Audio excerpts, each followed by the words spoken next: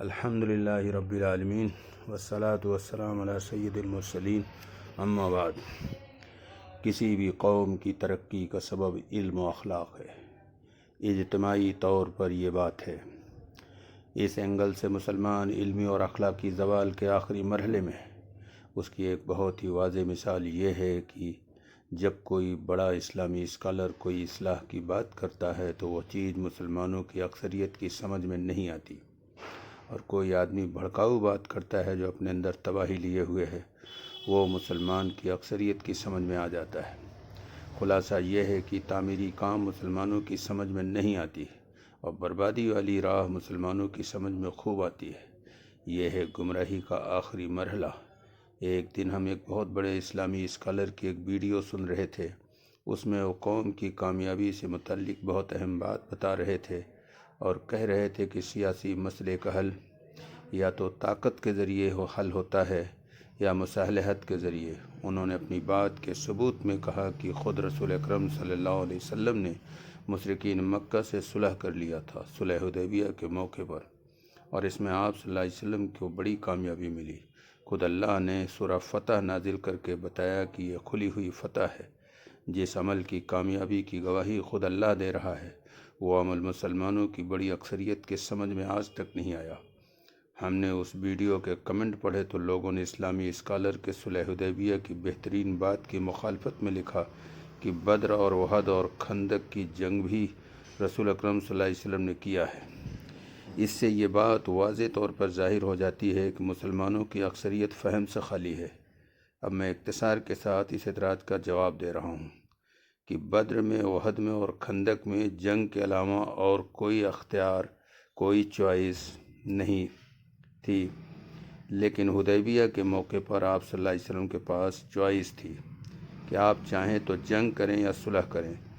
چونکہ آپ صلی اللہ علیہ وسلم صلح جو بن کر آئے تھے، جنگ جو بن کر نہیں آئے تھے، آپ نے صلح کو پسند کیا، اور اللہ قرآن میں اعلان کر رہا ہے کہ صلح میں خیر ہے۔ جو اللہ کی پسند وہی رسول کی پسند۔ آپ صلی اللہ علیہ وسلم نے مشرکین کی ایک طرفہ شرطوں کو مان کر صلح کر لیا۔ تاریخ گواہ ہے کہ صلح کے بعد آپ صلی اللہ علیہ وسلم کو سب سے بڑی کامیابی ملی۔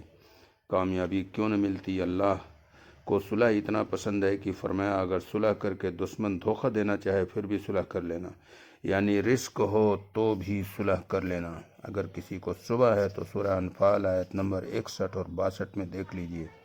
افسوس جس صلح پر آپ صلی اللہ علیہ وسلم کو سب سے بڑی کامیابی ملی، قرآن صلح کا حکم دے رہا ہے، اور اللہ کا رسول طاقت میں ہونے کے باوجود صلح حدیبیہ کا عمل کر کے دکھایا اور بے حد کامیاب رہا۔ مسلمانوں کی سمجھ میں کامیابی سے بھرا ہوا صلح کا عمل کیوں سمجھ میں نہیں آتا؟ اس کے نتیجے جو مصیبت سالوں میں آنی تھی وہ حال میں آ جاتی ہے۔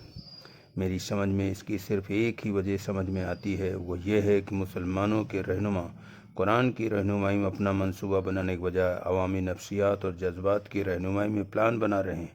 جو قوم اللہ کی کتاب کی رہنمائی چھوڑ کر اپنے نفس اور جذبات میں کوئی قدم اٹھائے گی، وہ کل کے بجائے آج ہی ہلاک ہوگی۔ یہی مسلمانوں کے ساتھ ہو رہا ہے۔ مثلاً کسی قوم کو اللہ کا پیغام پہنچائے بغیر جنگ حرام ہے، اور ہماری قوم کا حال یہ ہے کہ پیغام پہنچانا تو دور، پیغام رسانی کا شعور تک ختم ہو گیا ہے۔ مثلاً بہت سے لوگ مسلمانوں کی اصلاح کے کام کو شہادت علی الناس کا کام باہر کے ملکوں میں جا کر بتاتے ہیں اور خوش ہیں کہ ہم شہادت علی الناس کا کام کر رہے ہیں۔ آخری بات یہ ہے کہ دعوت حق اور اتمام حجت کو چھوڑ کر محض سیاسی اچھل کود کرنے سے کبھی بھی مسلمانوں کو باطل پر غلبہ نہیں مل سکتا۔ یہ اللہ کی سنت ہے، اللہ کی سنت میں تبدیلی نہیں۔ اس کسوٹی پر مسلمان اپنے کو دیکھیں، چاہے وہ جس بھی ملک کے رہنے والے ہوں۔ خدا کے قائم کیے ہوئے مقررہ نظام سے موافقت کر کے تو ہم سب کچھ لے سکتے ہیں، لیکن اس کے مقررہ نظام سے ہٹ کر ہمیں کچھ بھی نہیں ملے گا۔ یہ فیصلہ آپ سب کو کرنا ہے کہ کیا چاہتے ہیں۔ وما علینا الا البلاغ۔